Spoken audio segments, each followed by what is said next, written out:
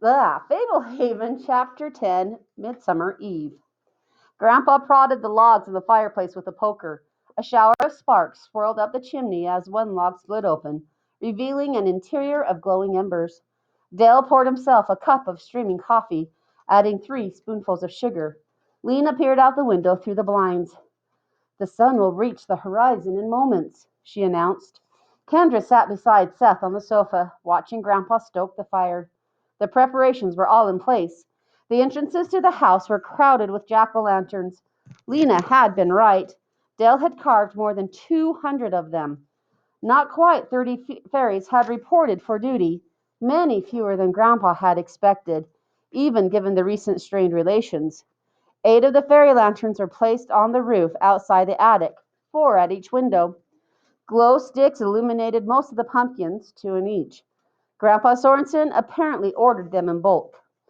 "Will it start right when the sun goes down?" Seth asked. "Things won't get really going until twilight fades," Grandpa said, setting the poker down beside the fire irons. "But the hour has come for you children to retire to your room." "I want to stay up with you," Seth said. "The attic in the bedroom is the safest place in the house," Grandpa said. "Why don't we all stay in the attic?" Kendra asked. Grandpa shook his head. "The spells that make the attic impenetrable function only if it is occupied with children. Without children or adults in the room, the barriers become ineffectual." "Isn't the whole house supposed to be safe?" Kendra asked. "I believe so, but on Enchanted Preserve, nothing is ever certain. I am concerned by the scant number of fairies who reported this afternoon. I worry this could be a particularly uproarious Midsummer Eve, perhaps the worst since I've lived here." A long, mournful howl underscored his statement. The disturbing call was answered by a stronger howl closer that ended with a cackle. Chills tingled behind Kendra's shoulders. "The sun is gone," Lena reported from the window. She squinted, then put a hand to her mouth. Closing the slat, she stepped away from the blinds. "They're already entering our yard." Kendra leaned forward. Lena looked really upset. She had paled visibly. Her dark eyes were unsettled. Grandpa scowled. "Real trouble?" She nodded. Grandpa clapped his hands together. "Up to the attic." The tension in the room prevented Kendra from uttering any protest. Apparently Seth sensed the same urgency.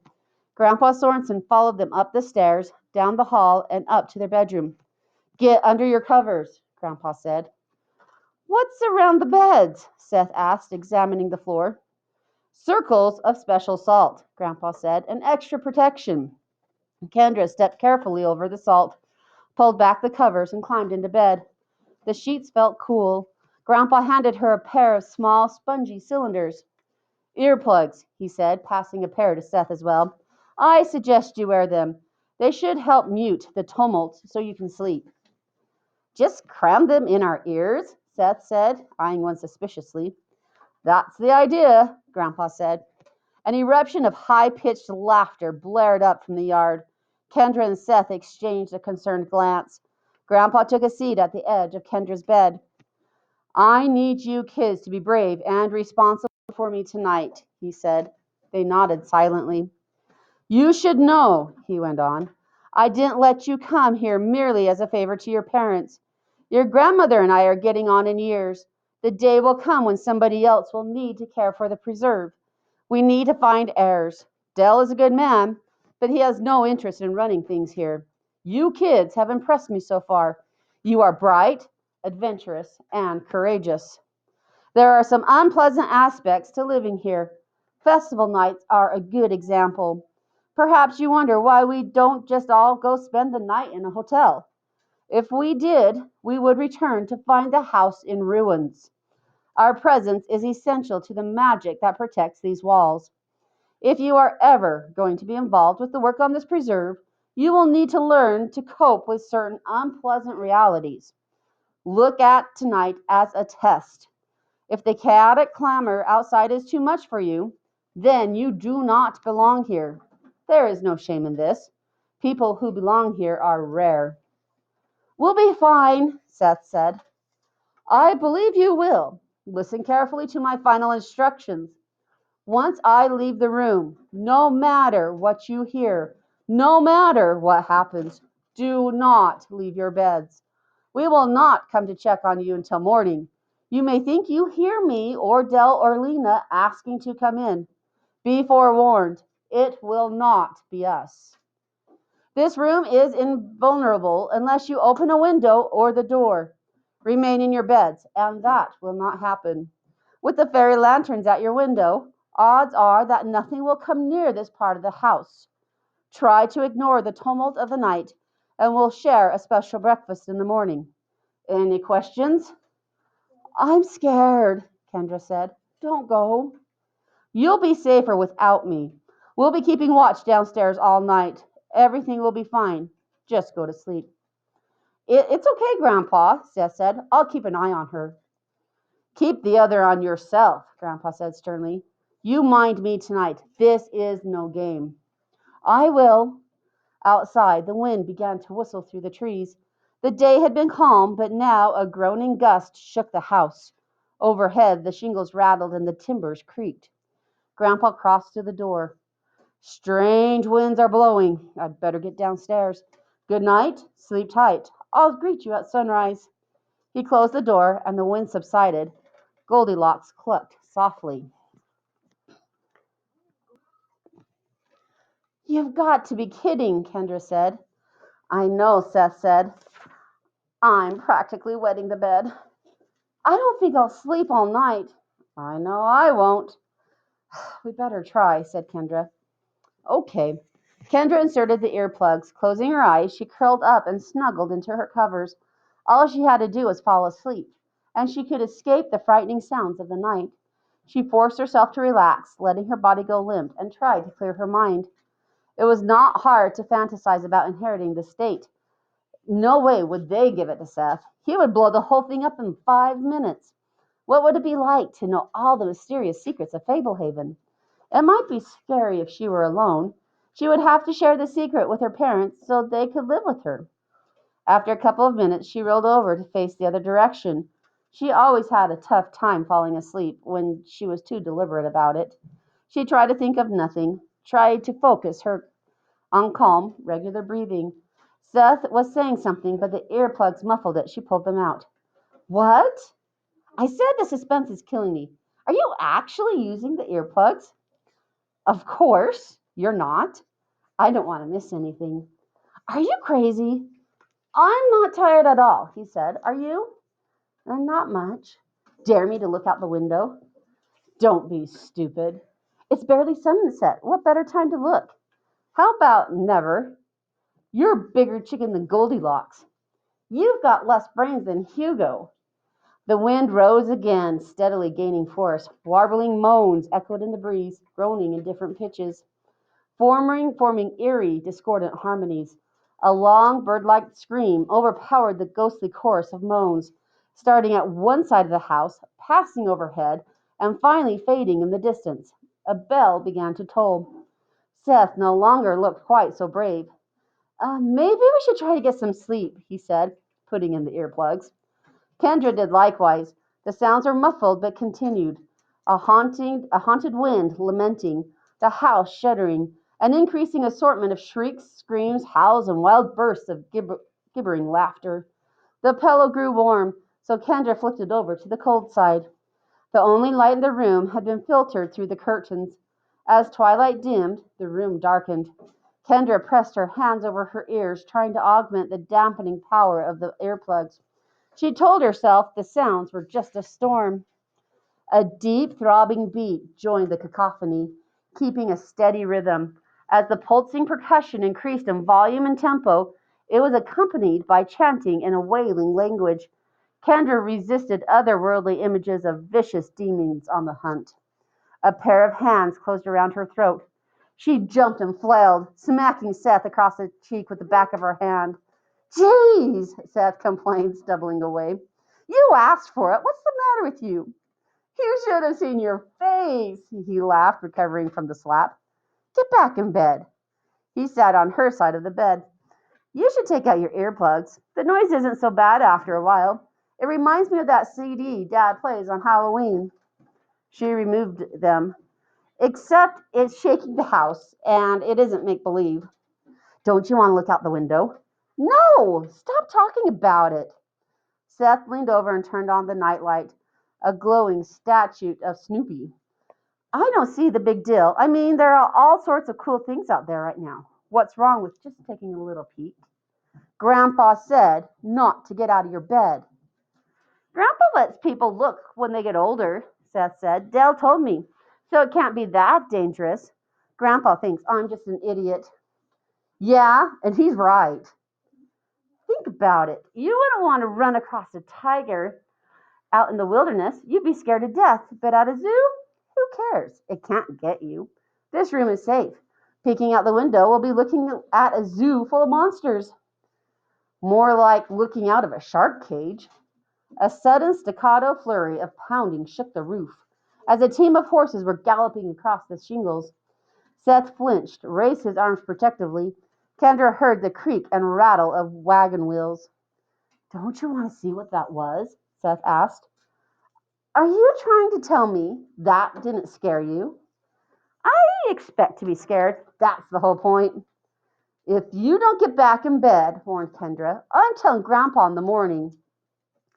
Don't you want to see who's playing the drums? Seth, I'm not kidding. You probably won't even be able to see anything. We have a telescope. Something outside roared, a thunderous bellow of bestial ferocity. It was enough to silence conversation. The night continued to rage. The roar came again, if anything with greater intensity, momentarily drowning out all the other commotion. Kendra and Seth eyed one another. I bet it's a dragon, he said breathlessly, running over to the window. Seth, no! Seth pulled aside the curtain. The 4 jack-o'-lanterns shed a mellow illumination across the portion of the roof directly below the window. For a moment, Seth thought he saw something swirling in the darkness. At the edge of the light, a whirling mass of silky black fabric. Then he saw only blackness. No stars, he reported. Seth, get away from there! Kendra had her sheets pulled up to her eyes. He squinted through the window a moment longer. Too dark. I can't see anything. A glimmering fairy floated up from one of the jack-o'-lanterns, peering at Seth through the slightly warped window pane. Hey, a fairy came out. A tiny fairy waved an arm and was joined by 3 others. One made a face at Seth. Then all 4 streaked away into the night. Now he could see nothing. Seth closed the curtain and backed away from the window. You had your look, Kendra said. Are you satisfied? The fairies and the jack-o'-lanterns flew away, he said. Nice work. They probably saw who they were guarding. Actually, I think you're right. One made a face at me. Get back in bed, Kendra ordered. The drumming ceased along with the chanting. The ghostly wind grew quiet. The howls and screams and laughter diminished in volume and frequency. Something pattered across the roof. Then, silence. Something's wrong, Seth whispered. They probably saw you. Get back in bed. I have a flashlight and an emergency kit. He went to the nightstand by his bed and withdrew a small flashlight from the cereal box. Kendra kicked off her sheets and lunged at Seth, tackling him onto his bed. She wrenched the flashlight from his grasp and pushed him off to regain her feet. He charged her. Twisting, she used his momentum to shove him back onto her bed. Quit it, Seth, or I'll go get Grandpa now. I'm not the one starting a fight. His expression was a portrait of wounded resentment. She hated when he tried to act like the victim after initiating trouble. Neither am I. First you hit me, then you jump on me. You stop breaking the rules or I'm going straight downstairs. You're worse than the witch. Grandpa should build you a shack. Get in your bed. Give me my light. I bought it with my own money. They were interrupted by the sound of a baby crying. There was nothing desperate about it, just the bawling of an upset infant. The crying seemed to emanate from outside the darkened window. A little baby, Seth said. No, it's some trick. Mama! The baby whined. Sounds pretty real, Seth said. Let me take a look. It's going to be a skeleton or something. Seth grabbed the flashlight from Kendra. She neither gave it to him nor prevented him from taking it. He jogged over to the window, holding up the front of the flashlight against the window pane and cupping a hand around it to minimize the reflection. He switched it on. Oh my gosh, he said, it's a real baby. Anything else? Just a baby crying. The crying stopped. Now he's looking at me. Kendra could no longer resist. She went and stood behind Seth. There on the roof, just beyond the window, stood a tear-streaked toddler who looked barely old enough to stand. The baby wore cloth diapers and nothing else. He had wispy blonde curls and a little round tummy with an outy belly button. Eyes brimming with tears, the child held out its pudgy arms toward the window. It has to be a trick, Kendra said, an illusion. Spotted by the flashlight, the toddler took a step toward the window and fell on all fours. He pouted, on the verge of crying again. Standing up, the baby tried another wobbly step. Goosebumps stood out on its chest and arms. He looks real, Seth said. What if he's real? Why would a baby be on the roof? The baby toddled to the window, pressing a chubby palm against the glass. Something glinted in the light behind him. Seth shifted the beam to a pair of green-eyed wolves approaching stealthily from the edge of the roof. The animals paused as the light fell on them. Both looked mangy and lean. One of the wolves bared sharp teeth, foam frothing from its mouth. The other was missing an eye. They're using him as bait, Seth yelled. The baby looked back at the wolves, then turned back toward Seth and Kendra, bawling with renewed vigor. Fresh tears streaming, tiny hands slapping the window panes. The wolves charged. The toddler wailed. In her cage, Goldilocks clucked wildly. Seth threw open the window. No! Kendra shouted, although she reflexively wanted to do the same thing.